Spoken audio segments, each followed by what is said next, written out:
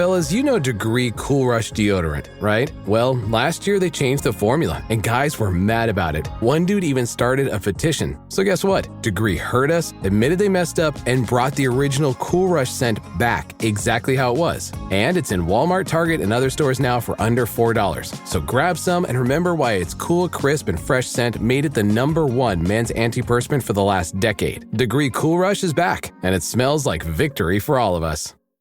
The last thing you want to hear when you need your auto insurance most is a robot with countless irrelevant menu options. Which is why with USAA Auto Insurance, you'll get great service that is easy and reliable, all at the touch of a button. Get a quote today. Restrictions apply.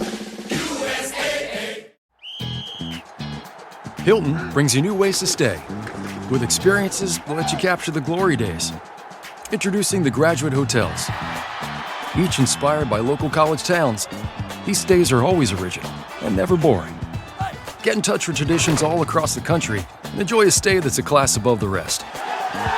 Book at Graduate Hotels with Hilton Honors Points at Hilton.com. It's a win-win. Hilton, for the stay.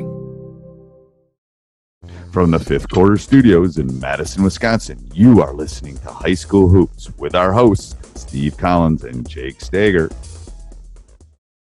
Hey everybody, welcome to Coach. That's the kind of day I'm gonna have. Hey everybody, welcome to High School Hoops, episode 32.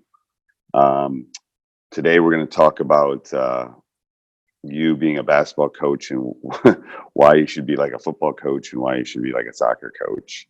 But before we do that, I would like to give a big shout out to Dr. Dish. Just make sure you go over and check them out. The #1 shooting machine, a little bit of everything that you need to become a better shooter.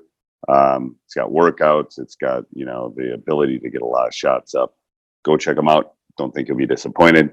Also, make sure that you go over and check out teachhoops.com for coaches who want to get better. It's a great time. It's spring. Spring flowers bring May. Spring showers bring May flowers. I will get it right. Just like this is when you win a state championship. This is when you become a better coach. This is when you win games because you work on your craft. So come over, join us. We're having an office hours actually today. So I can't imagine a better time to come over, join, get on our Facebook group, and become a member of Teach Hoops.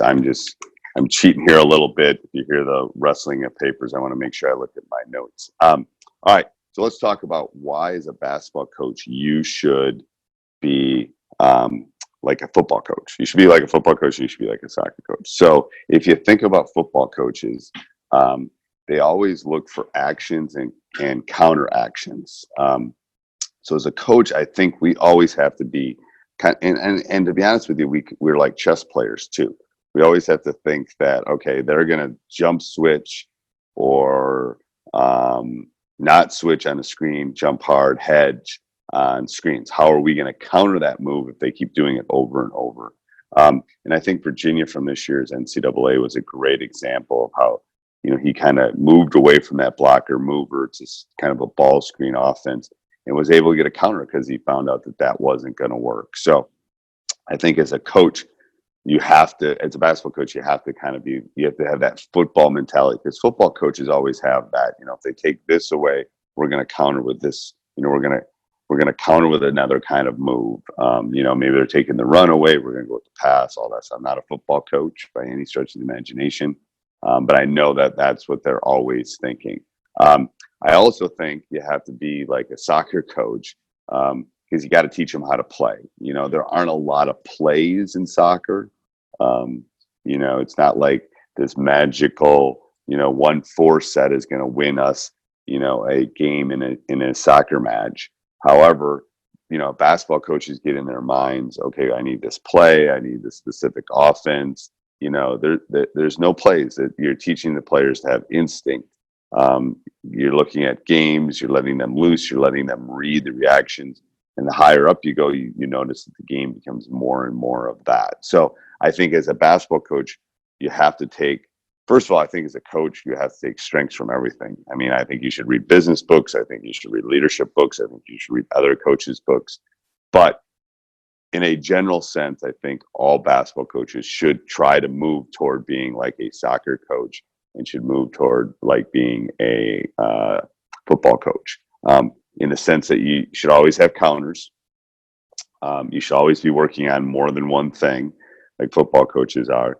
But I think you also should let them loose, let them play the game. So just some tidbits for thought. Next week, Jake will be back next week, and we'll do some other things as far as our questions and stuff with high school hoops. But with the Final Four and us trying to do it in the car, and then us trying to get connected with me getting back to work, it just didn't work out. So next week we'll get back and get back into the grind of high school hoops. Again, make sure you go over, check out teachhoops.com for coaches who want to give our subscribe and like if you like these podcasts. But what really keeps the lights on is our Teach Hoops members. So if you can come over, take a look around, and we would really appreciate that. All right. Have a great weekend. Hopefully it's getting nice and get some lawn work done. And we'll talk next week. Bye. This podcast is part of the Sports Social Podcast Network.